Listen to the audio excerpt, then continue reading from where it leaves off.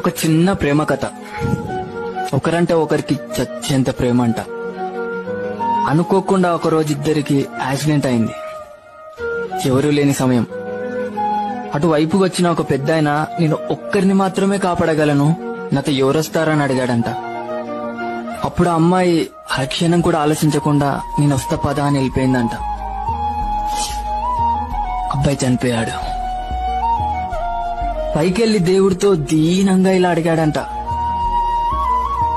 ఒకరంటే ఒకరికి చచ్చేంత ప్రేమ నా గురించి అరక్షణం ఆలోచించకుండా అలా ఎలా వెళ్ళిపోయింది అని అడిగాడంట.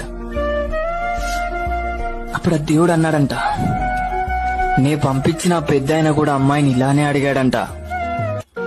అప్పుడు తాను ఇలా అనిందంట,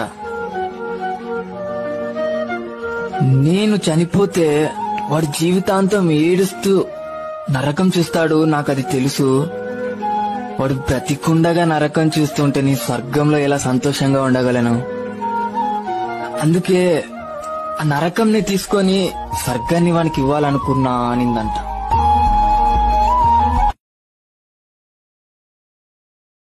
Download ShareChat.